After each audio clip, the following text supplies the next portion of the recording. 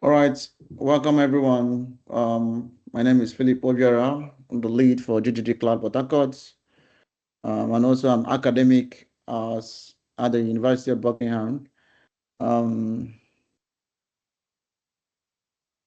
I'm a Google certified professional machine learning engineer. And the last time I wrote the exam by December.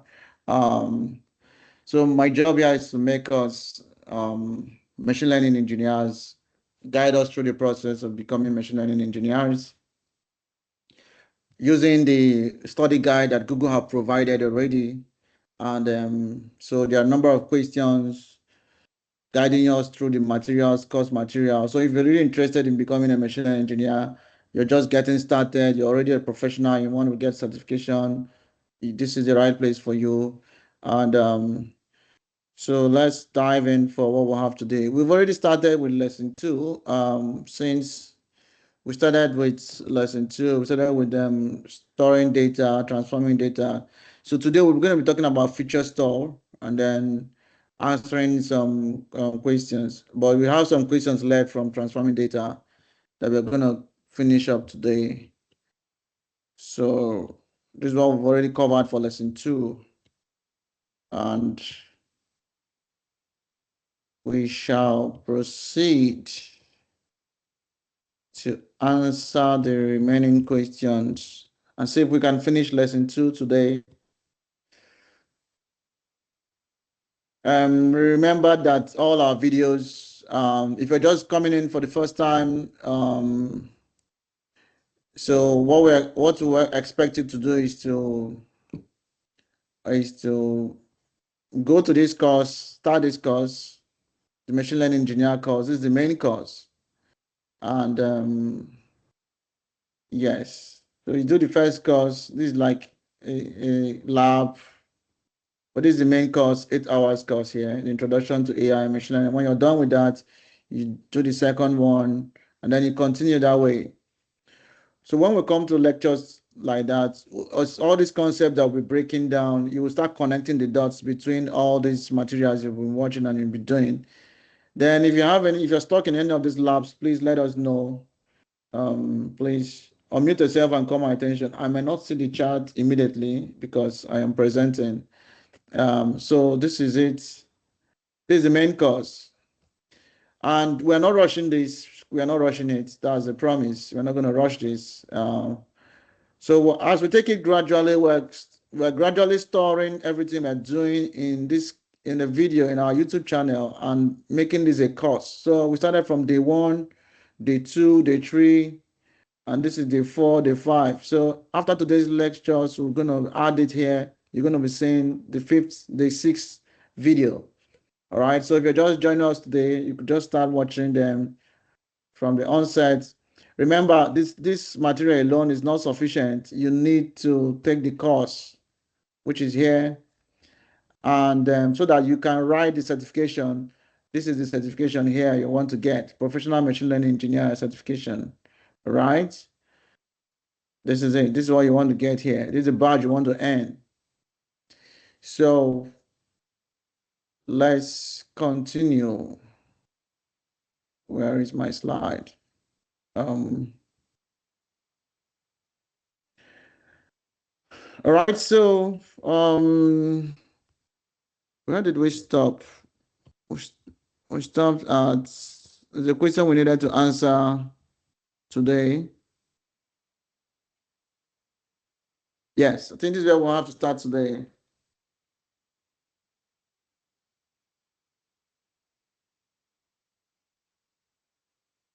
So the question reads, you work for a food product company.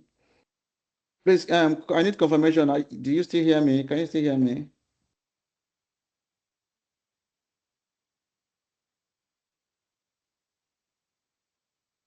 Why is no one talking?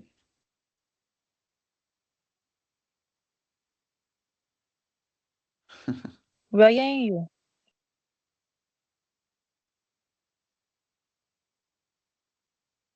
Is someone trying to talk? We are hearing you. Um, Can you we unmute can hear you. yourself? Or is it blocking you from? Okay, go ahead. I just want to hear your voice and be sure that everything is okay. Okay, I said that we can hear you. My voice clear? All right, so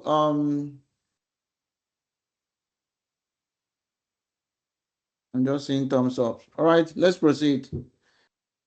Now, so the question here, you work in a food product company. Your company's historical sales data is stored in BigQuery. Data is stored in BigQuery. You need Vertex AI custom training service. Vertex AI is Google's platform that has everything end to end, machine learning from data preparation to deployment to serving the model, right? So, but you want to use Vertex AI custom training service to train multiple TensorFlow models that read data from BigQuery and predict futures sales. You plan to implement data processing algorithm that transforms the minimum, maximum scaling and bucketing on large. So you want to do some transformation, right? On a large number of features before starting experimenting with the models. So you want to minimize processing time, cost, development effort. So what do you think should be the best solution?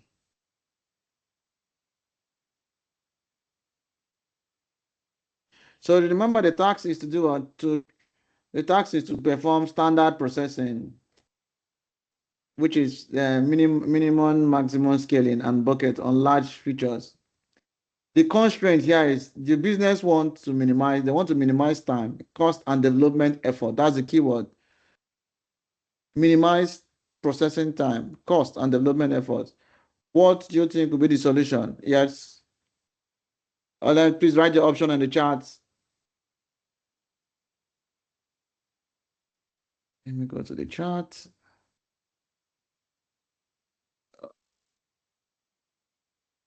C. Someone suggested C.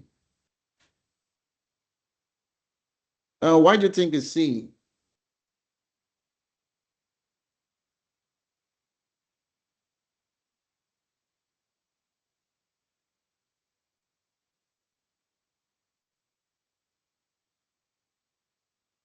Not data proc, so not A.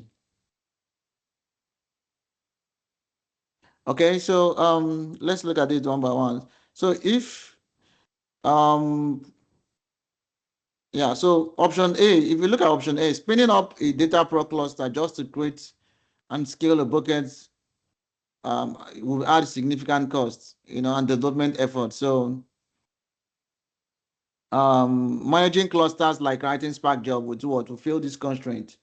So it's not option A. And it's not data, a Spark job. So then option B, let's look at option B. Transforming data in place in query. So when you look at option D, you see that there's a risk involved in it. If you write SQL queries to transform data in place in BigQuery, you're taking is very dangerous because you don't want to overwrite your raw source of truth. You know. So and then creating new tables for every experiment increases storage costs and management complexity. So you don't want to do that. So option B is ruled out.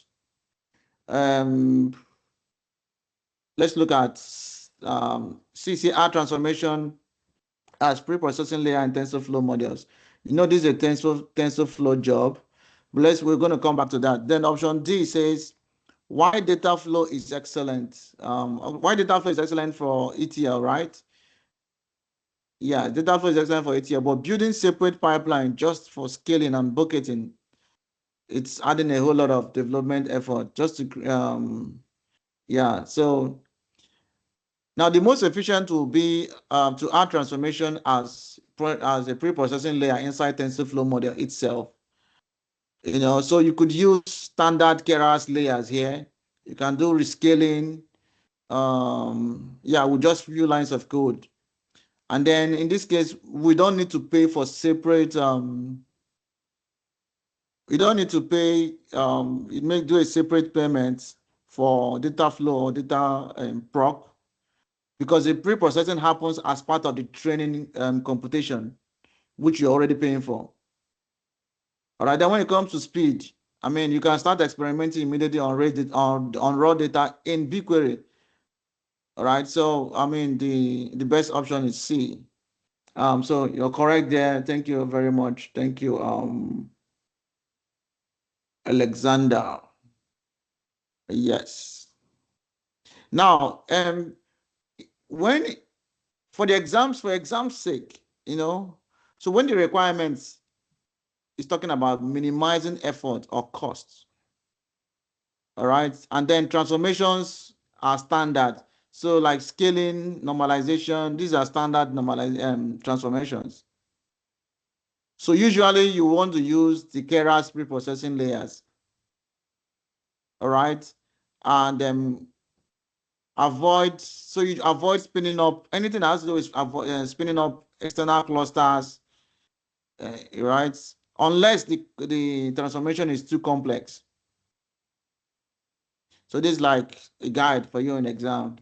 So once you say standard transformation, you want to use the Keras pre-processing layers, right? So let's move to the next question.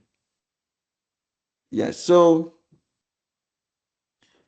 this question, you're building a price prediction model using AutoML. The keyword here is a small public data is stored in BigQuery. And then the goal is to process the data using the simplest, most efficient approach. So house pricing model using AutoML, right? You train AutoML model to predict in BigQuery. You need to prepare data you want to use in its simplest. So what will you do? Yes.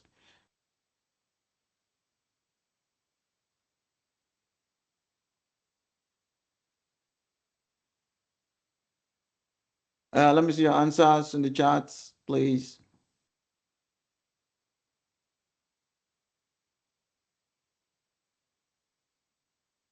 Yeah, what will you do? Feature engineering? What will you do?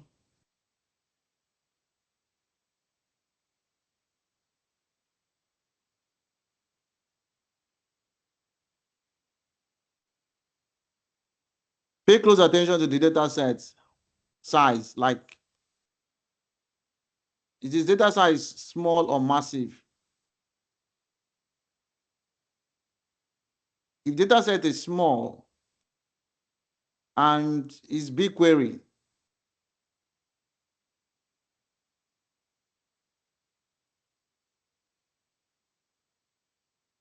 or is this data size massive and there is BigQuery,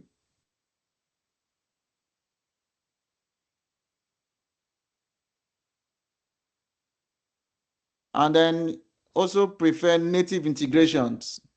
This will guide you in making the best options. Now let's look at the options.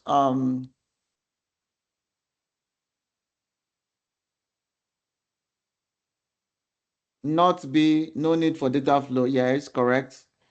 So what's the answer? We know it's not B. Yes, it's not B. So option A say write a query that processes the data by using BigQuery to create new table. Use Vertex AI managed data sets with new table as data source. Option B uses data flow to process data. Now, why is it not option B? So we'll start with B first. We're coming back to A. All right. So using data flow for small data sets is like using a sledgehammer to crack a nut. So it's, I mean, we don't need, it's not that big, it's not a big data set. You see, they said small public data set, right? in BigQuery. That's the keyword. Small public data set. So you don't want to start using data flow, right? Then option C and D. Let's look at C and D. Exporting to CSV. Has to do with exporting to CSV.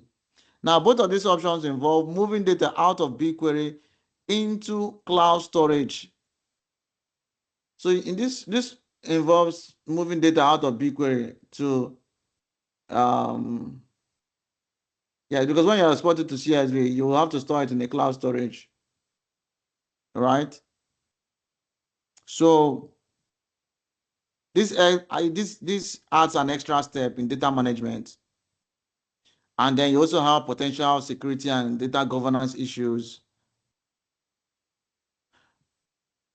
So if Vertex AI can read data directly from BigQuery, why would you have to create intermediate files? All right. So now let's look at D. Yeah, we're also in D too. Now, why pandas is good for small data, right? Pulling data into a notebook memory, processing it and saving it to the disk, uploading it back to a cloud is manual, it's very manual, It's a manual multi-step process compared to running a single SQL query. So now the correct option here would be A.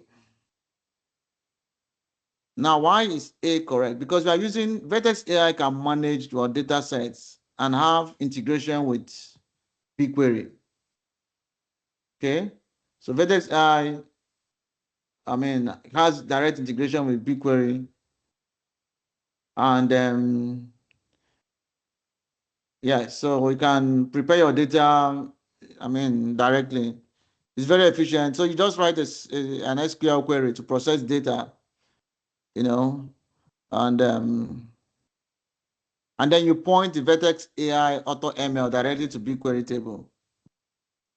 So data never leaves the warehouse, and the pipeline is just zero operations. So this option A is the best option because we are talking of small public data set in BigQuery. So the best option is to use SQL and point Vertex AI directly to the table. All right. But if it is massive data, then and BigQuery, then we'll have to consider using data flow or BigQuery ML. All right. But overall, make sure you always prefer native integrations. Once there's a native integration, go for it. So BigQuery works directly with Vertex AI. So direct integration, you're not moving anything. And so over exporting files to CSV, unless it is explicitly required. So this will be the best option, option A. Do we agree? Yes, option A. I sent it for question 129. I have some. Okay. All right. Okay. So option A is the correct answer. And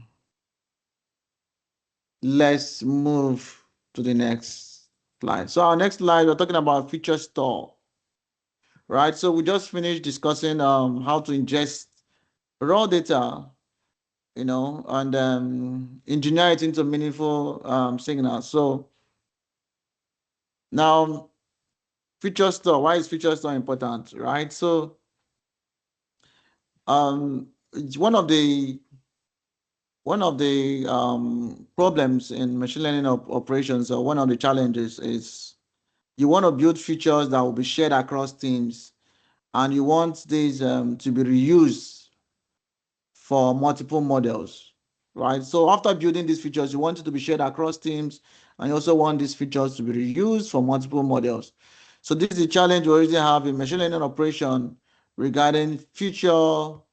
These are the challenges regarding features, right? So in machine learning operations, okay, and so we want to be able to avoid teams working in silos. We have team A, maybe the finance team are able to do a computation and for a feature, maybe they did a computation and they have this feature called the customer lifetime value. All right. So, and maybe team B wants the same thing. They don't need to start doing their own computation again. They just use the feature because it's ready. The computation has been done already. They don't need to do the same thing again. All right. So, but in order to be able to share this feature across, right, you need to make it um, available, right, in a central store or in a central place where it will be available. Now, so this is hard to share and reuse, and then sometimes it's hard to rely um how to reliably serve in production with low latency. So sometimes the feature you've done machine learning training, experimentation, done feature engineering, built the model. When you're now serving the model, you it might give you low latency if you start doing the same computation in real time. So this is another challenge again. The next challenge is the skewness, inadvertent skew in feature values between training and serving. Before training the model, you've done some computation. You might, even the way you handled null value. If there's any slight change in that in production, your production will fail. When you're serving the model, right? If maybe there's one of the features, there's the way you handled null values or the way you handled missing values or the data type. If there's a slight change in maybe data type, from categorical to, in fact, just any slight change in the way the feature was used, if it's not the same in production, it will fail. So this is what you want to avoid. You want to avoid skew.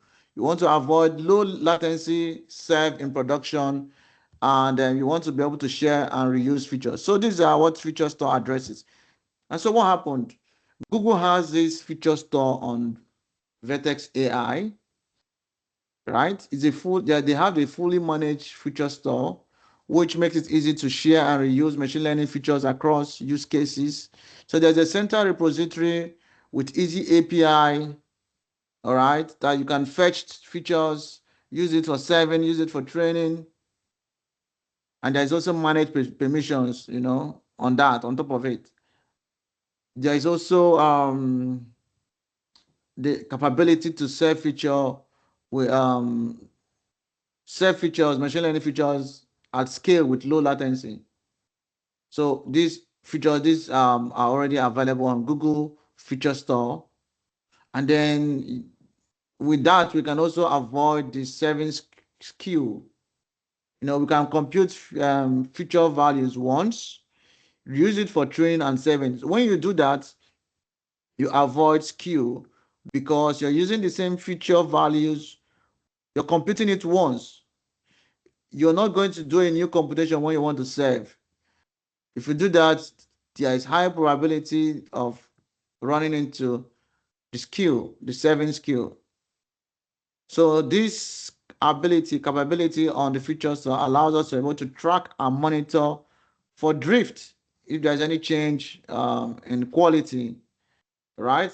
And then we have the batch and streaming feature injection. So that allows us to be able to ingest data into the store either by batch or by streaming, right? So all this is available on Vertex AI, all right? We've already explained this already, so these features are there, and yeah. So do anyone have any question at this point?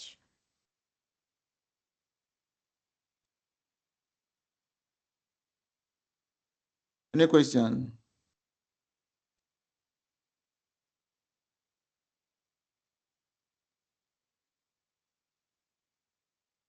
All right, so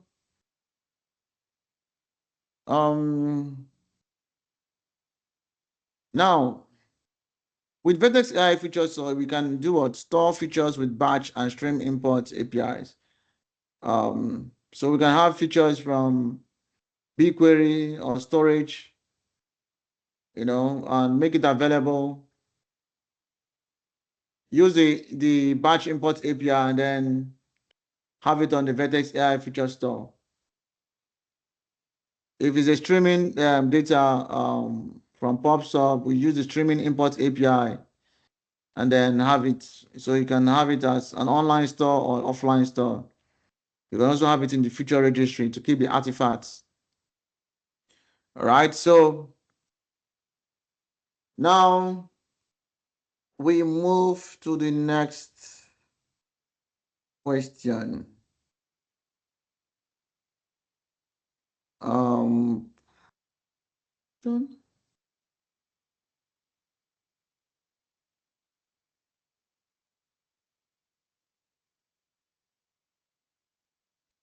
move to the next question.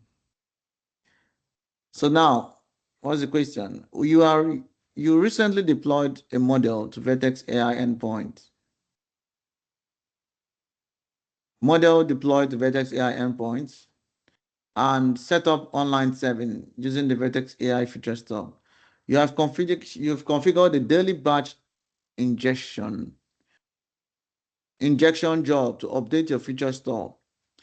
During the batch injection jobs, you discover that CPU utilization is high in your feature store online 7 nodes, and that feature retrieval latency is high. You need to improve online 7 performance during batch injection. So what do you do?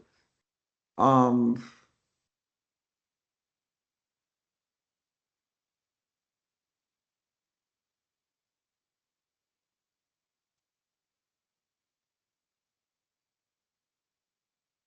any idea?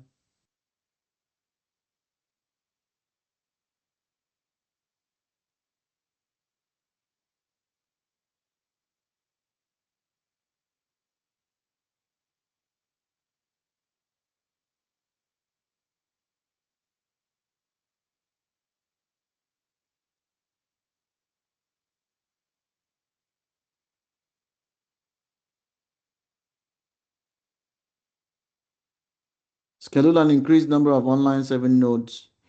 Enable auto scaling and online 7 nodes and features. So, what do we think could be the answer?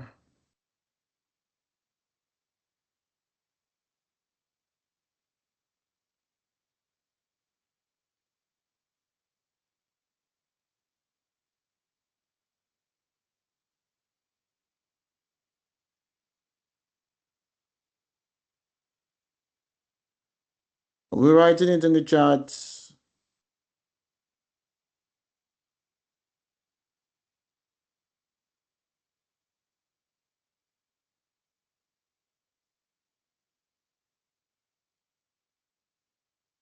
Let me see the chat.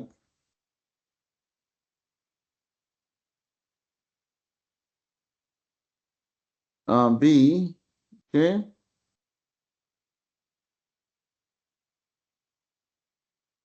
Any explanation?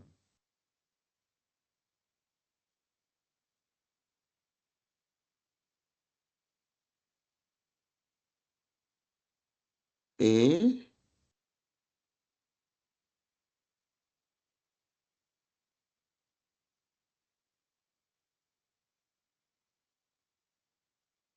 Let's look at it again. So we have Vertex AI endpoint.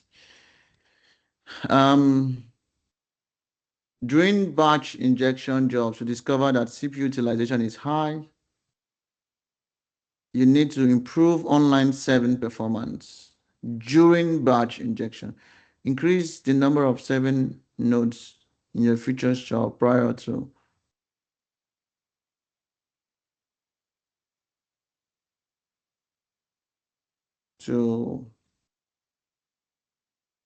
um,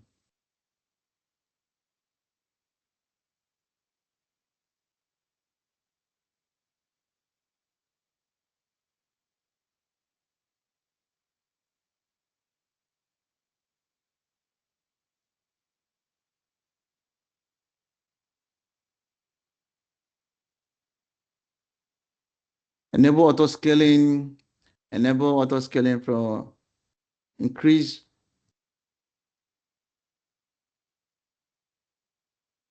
It's a bit tricky. So what do we do? What do we do? Do anyone have any clue? B, satisfy the second requirement. Um,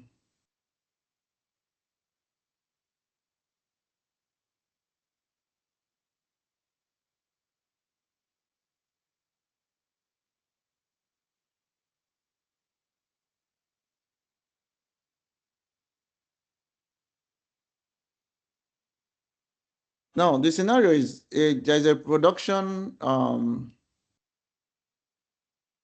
We are talking of online serving here, and daily batch injection job. Now, the problem here is when this batch job runs, there is heavy load on the system. So what we see is there is high CPU utilization on online serving nodes, high latency for your future prediction requests. Okay.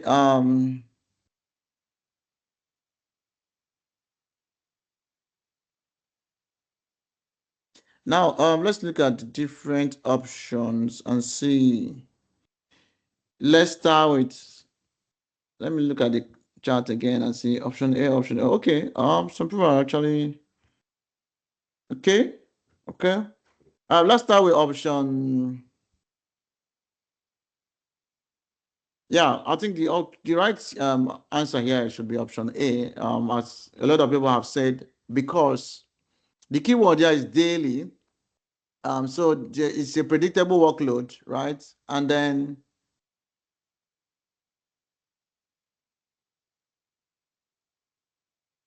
oh wait, hold on.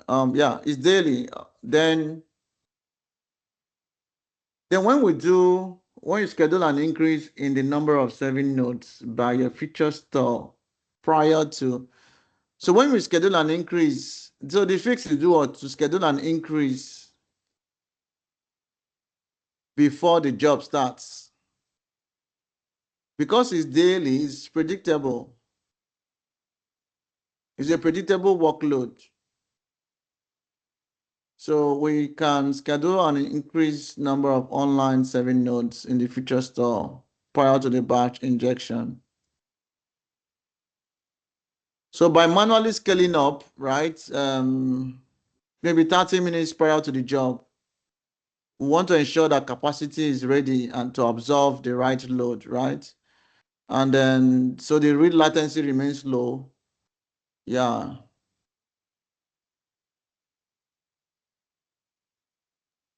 So the keyword here is, look at the trick, what makes it tricky here. Once you see that the load is predictable, is a predictable load, right? Like daily job, a scheduled Sorry, please, we can't see events the or product screen. launch, right?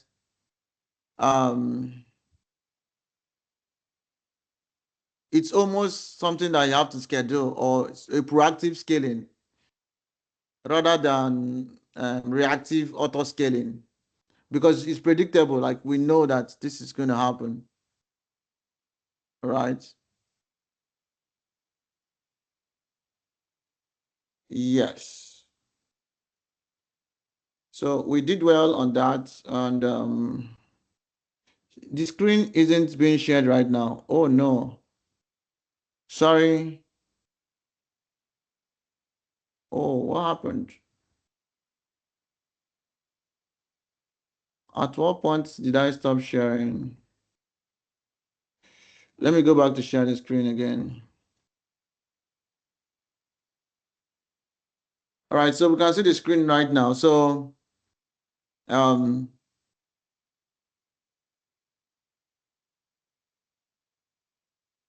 now why is being enable auto scaling? Auto scaling is what is reactive, so normally before you do auto scaling, you have to wait for the CPU to spike before you add nodes. All right, so then why is it not option C? Option C says enable auto scaling for See auto scaling for prediction of nodes of your deployed model on Vertex AI endpoint.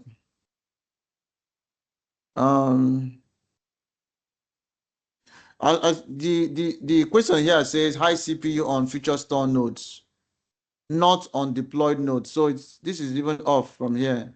They did not say on your deployed node. They said on feature store,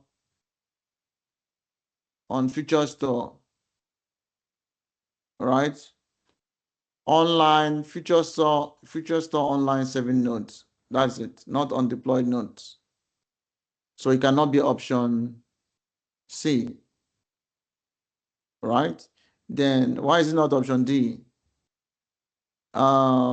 Increase worker counts for the input feature values request. This will make the job worse. The stuff worse, increasing the worker counts for injection essentially tells the job to write faster and push harder. So this will even increase pressure on the 7 nodes and likely to make them crash or completely stall. So the strategy is A, right? And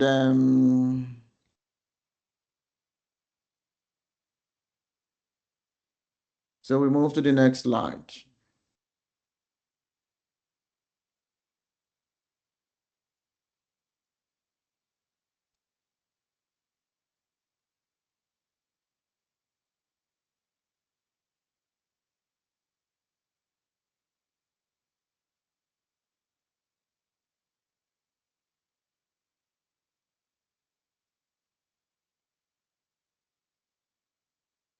Your company needs a design system that stores and manages features,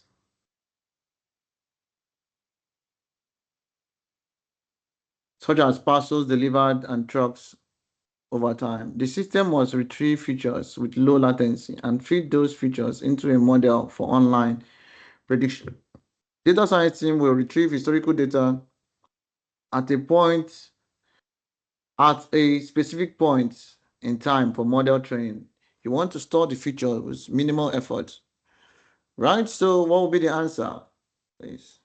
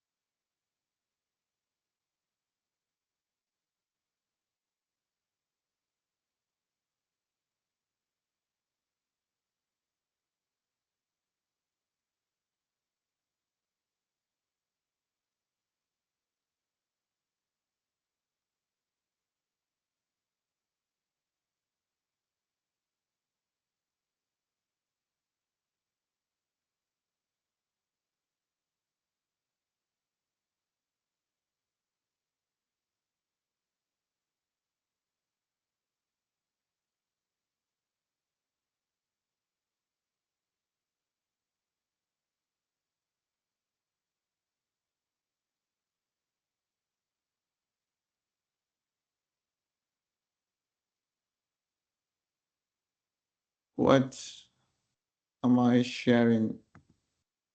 Okay.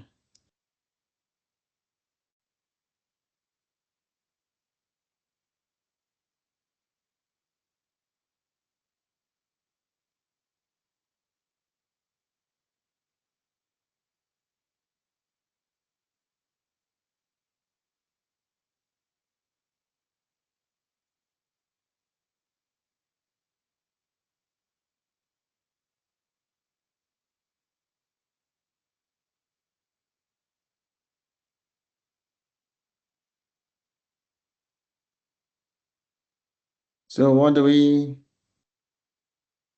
let me check this charts now. So is this for D and B? Is it for this question? Alex and Alexander.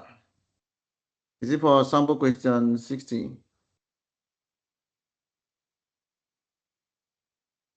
B or D? Please, you can just suggest, anyone, please can just suggest. Okay, yes. Okay, let's look at it then. The question sounds more like a concept of feature store.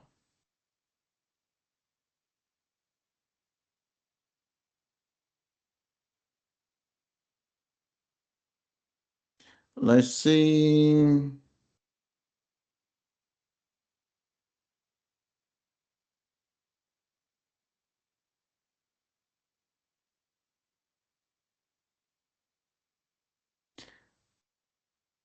Yeah. I mean, it sounded more like it, right? Yeah, that's what I'll go with too. But let's look at it. Let's start from option A.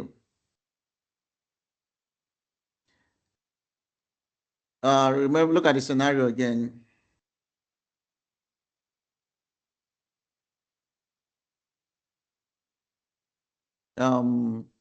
So we are considering low latency.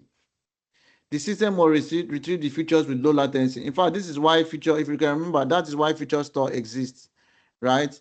We want to have low latency, and we also want to have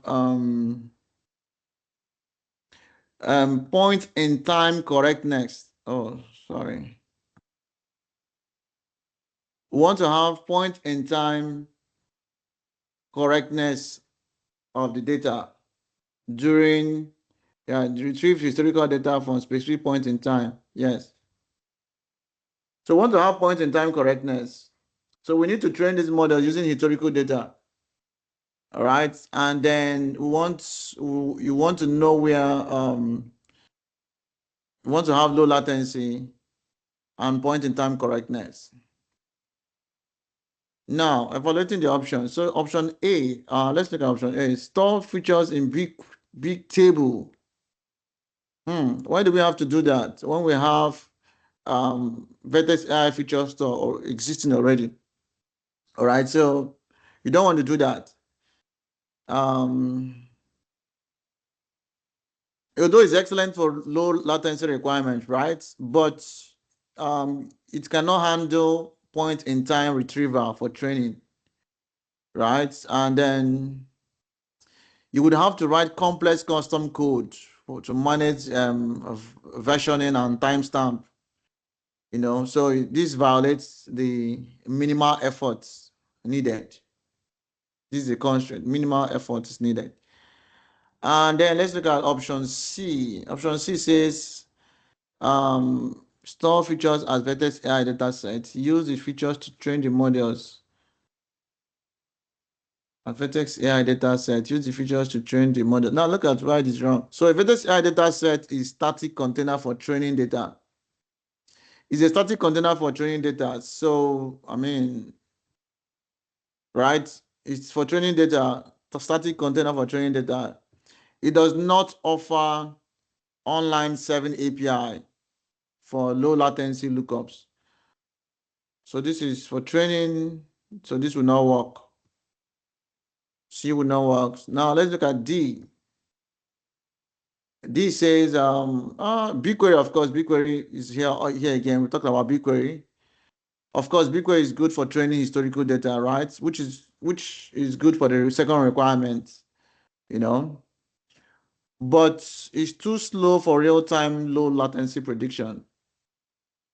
So it cannot be this. So the correct option now is option B, which is why Vertex AI feature store exists, right?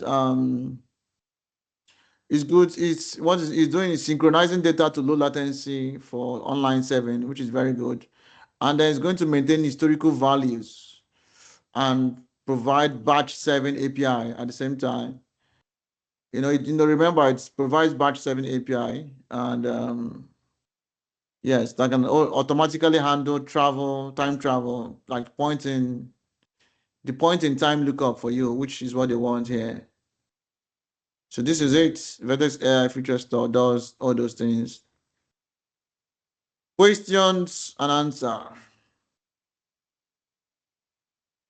Before we, is there any question at this point?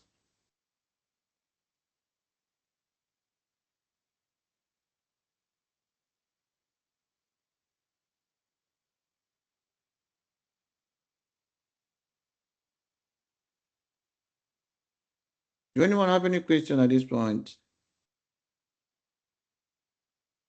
Yeah, now we have time to look at a lab if you want to. If someone is getting stuck, please ask a question.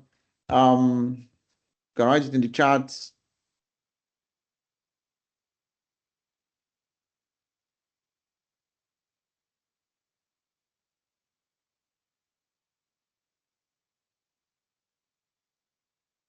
So homework. What is the homework? Homework, please. Has anyone completed the first course?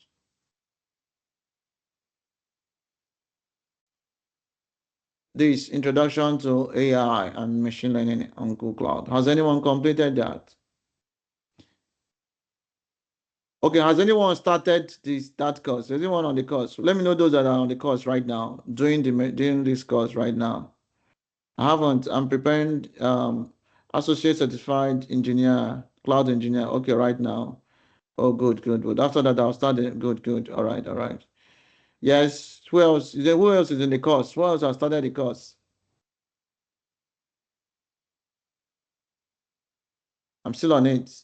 How far have you gone? Where are you right now? Like, which one are you on right now?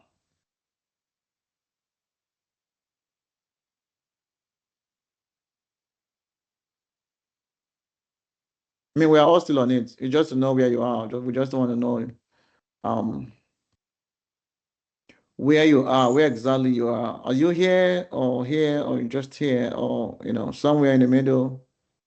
I'm about to enter the lab. Right.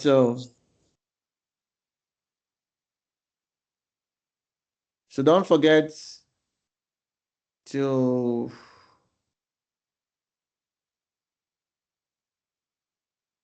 don't forget to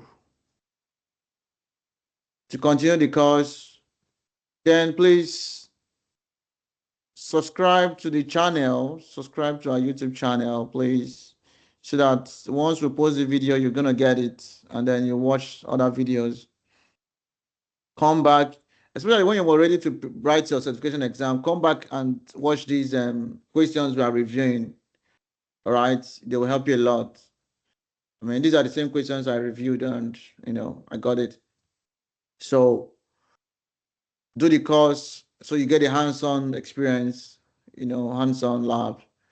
Then most importantly, if you're first time you're coming, you want to join this course, just watching this video and you're seeing what we are doing, just follow us, join the community, GDG Cloud Port Harcourt, and click on the Get Certified Professional Machine Learning Engineer. We're going to be running this session every Monday, 6 p.m. West African time. All right. So when you click on it, you RSVP and then use the same link to join. All right. So subscribe. And so that's homework. Please go and continue the course. That's the homework. Continue the course. Share your progress on the WhatsApp group. If you've not joined the WhatsApp group, someone can share the WhatsApp group on the chat, please, so that others could join. All right. Make sure you enjoy the learning, this journey as much as the destination. Remember, the destination is for you to be a machine learning engineer. That's your destination. And I want you to enjoy this learning, this journey. Let me know what you think. Now, if you're just joining too, you need to join the Google Cloud Innovators to get so you'll be getting a monthly 35 credits for the Cloud Skill Boost account. This is what we allow. This 35 credits will allow you to be taking labs. Some labs will cost 5 credits, some of them. So this will allow you to keep moving every month, to keep progressing. So make sure this is the very first thing you even need to do. Join this innovator group. If you're just starting out, you're confused, you don't know what to do, make sure you have your Google Cloud Innovator. Then go back to start this track, the skills.google/ is part 17/17 machine learning engineer course. and then you proceed and you'll be able to take the labs regardless of your credit. Then watch our videos here, and I think you'll be ready at any time. So now you can decide to turn this learning journey into a game. Join this Google Arcade. So while you're learning, you are competing for games. There are swags. You have T-shirts, water bottles, bags, Google bag swags. You know now Google swags. If you know, you know Google swags. Awesome swags. So you can turn your learning journey to a game, and then you gain points. You're still learning, but you're gaining points. But you have to register so that they can track your points. And then if you complete a number of labs or a number of courses, maybe if you complete 4 courses, you get some swag. I know there is a point for each course you complete. So try, but register so that your points start reading, and then turn your learning journey into a game. So you earn digital badges and use the point towards winning the prize on this game. All right. So play today, game on, study. So thank you, everyone. Thank you for your time. Thank you for joining. Thank you for listening. So then I have to stop the recording right now. All right. Thank you for the class. Thank you, everyone. Bye-bye. Let me stop the recording.